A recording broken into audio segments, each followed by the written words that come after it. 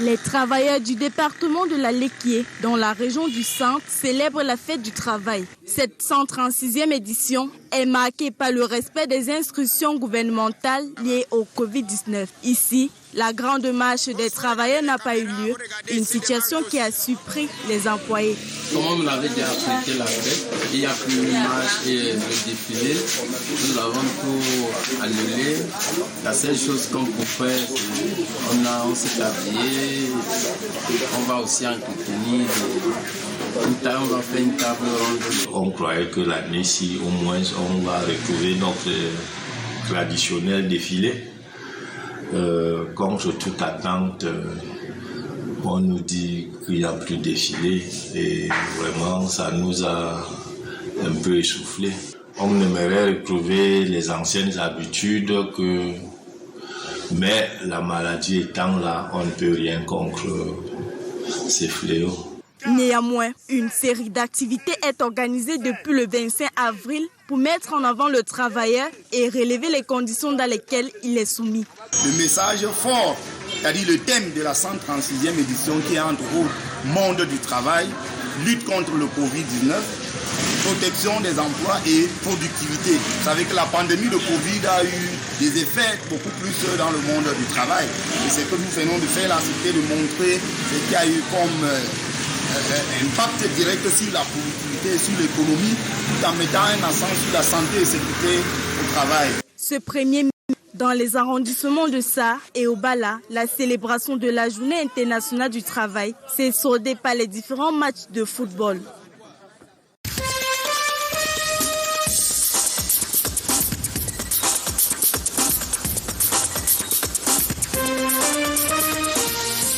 C'est par un geste de paix et d'amour que les musulmans reçoivent les chrétiens pour ensemble célébrer le ramadan. Ici, à l'explanade de la sous-préfecture, ces musulmans effectuent cette grande prière qui marque la fin du jeûne.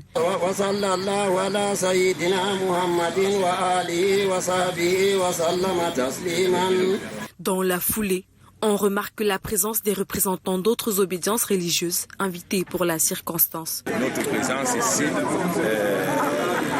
est qualifiée par ce double aspect, fraternité et solidarité interreligieuse, et puis marque d'adhésion à l'appel à l'unité et à la recherche de la paix dans notre pays. Après la prière, place au partage du repas. Les chrétiens mangent à la table des musulmans. Nous partageons les mêmes convictions religieuses. Il n'y a qu'un seul Dieu, un seul Dieu tout-puissant. C'est lui seul qui mérite adoration.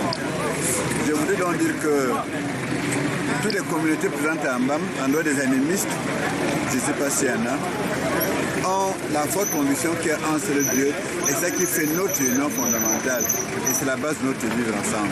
Une journée pas comme les autres ici à Mbam. Cette célébration permet de mettre en application la cohabitation interreligieuse. Nous avons passé une période de pénitence, une période de partage, une période de méditation. Je pense qu'aujourd'hui, nous devons garder à l'esprit que la prière, la méditation, le partage sont des valeurs sociales incommensurables. C'est une symbolique pour ces fidèles musulmans, telle que prônée par le Saint-Coran.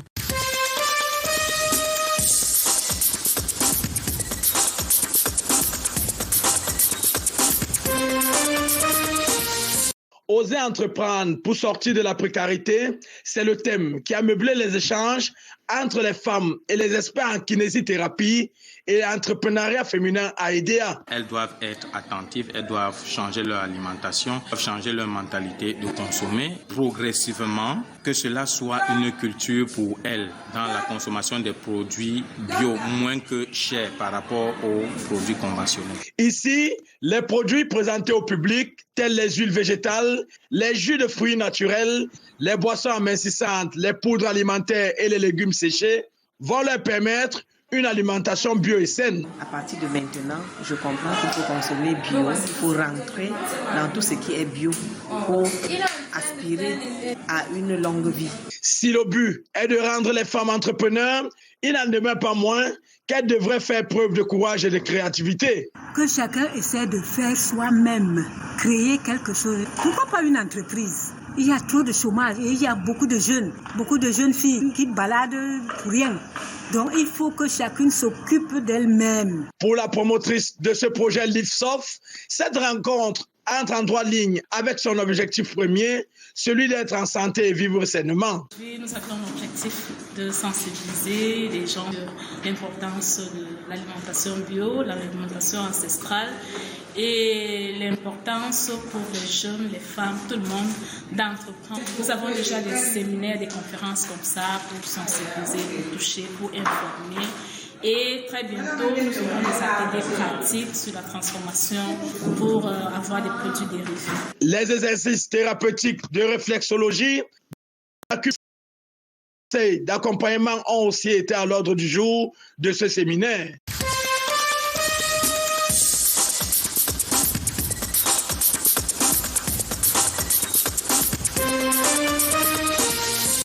Se faire entendre à travers ces messages inscrits sur des pancartes, tel est l'objectif de ces handicapés de la ville de Bertoua qui, de bonne heure ce matin, partis du carrefour Terenscra, souhaitent tirer la sonnette d'alarme.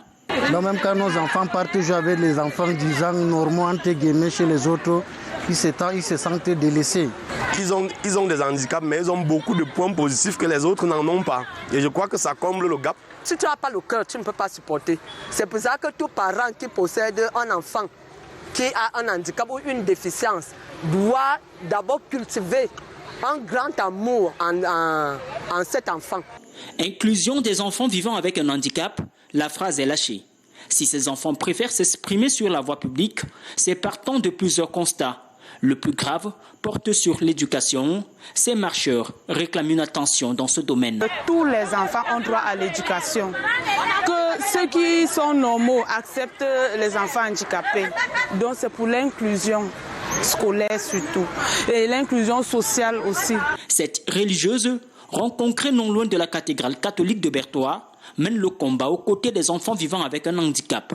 Elle était de la marche, laquelle marche revendiquée en signe de campagne de sensibilisation. Aujourd'hui, c'est la journée de ring de bell, qui s'appelle aussi en français tirer la sonnette.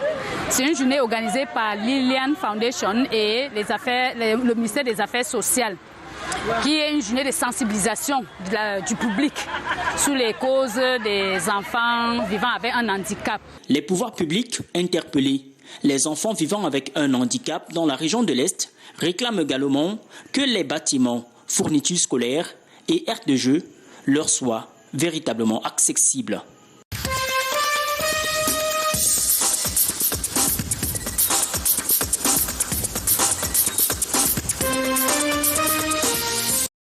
Depuis quelques mois, les populations du Onkam et ses environs vivent au rythme des coupures intempestives du courant électrique. Il ne se passe plus un jour sans délestage et cela impacte profondément sur les activités économiques de la cité.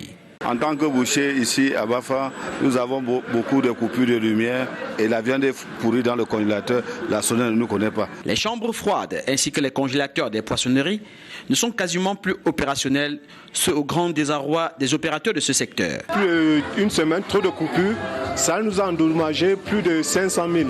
Le poisson ne se consomme plus, les clients fuient, la majorité sont pourris, les congélateurs sont à vide et nous-mêmes nous avons déjà eu peur. Je me trouve vraiment dans de sérieuses pertes. Par coupure, on peut facilement avoir plus de millions de francs à perdre. Mes congélateurs sont vides comme ça alors que c'était plein, c'était bien chargé. Les coupures intensives pendant près d'un an. Ça a tout fait vider le capital. Je vis maintenant pour rien. Les couturières recourent actuellement aux anciennes machines pour satisfaire la clientèle. Vraiment, la coupure est tellement intense. Nous, on ne fait rien. Tous nos clients sont partis. Tous nos espoirs sont finis. Et il nous faut payer les impôts. On a des difficultés avec nos clients, par-ci, par-là. Certaines qui viennent vous agresser même à la boutique parce qu'on ne parvient pas à livrer leurs travaux à temps. Les soudeurs, les vitriers et les vendeurs de l'électronique sont à l'arrêt. C'est très grave. Nous passons les 3 semaines. Depuis peut-être, nous sommes à 4 mois, depuis janvier, on a des problèmes de lumière. Et ça nous met mal à l'aise. On ne peut rien faire sans électricité. Nous sommes dépassés. À quelques jours des examens officiels, les élèves sont très affectés par la situation. Ici à Bafa, nous on vit très mal à cause des coupures de lumière. Les enfants n'apprennent pas. Ils sont dans les classes d'examen. Tout le temps, on coupe la lumière. C'est comme le jeu de lumière. Actuellement, tous les regards sont tournés vers AESNL pour une amélioration dans la fourniture de l'énergie électrique.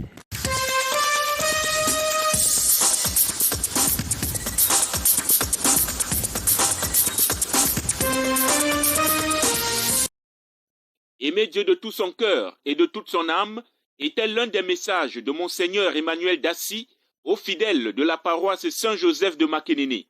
Parmi eux, des confirmants qui ont renoncé au péché et accepté de suivre le Christ ressuscité. Et j'ai remercié le Seigneur de m'avoir vu ces 7 hommes. Me permettant de pouvoir me servir de cela pour pouvoir témoigner de ses bienfaits.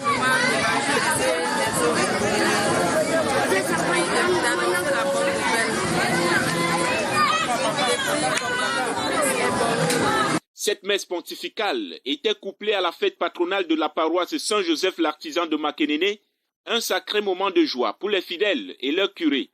L'évêque du diocèse de Bafia a invité les paroissiens de Makénéné à être des serviteurs convaincants et convaincus dans le Christ. Je suis émerveillé par les chrétiens engagés que j'ai rencontrés pendant ce séjour et qui se sont laissés entraîner dans la dynamique d'affermissement de la foi. Les fidèles et l'ensemble du clergé ont dansé ce 3e dimanche de Pâques pour la gloire de Dieu.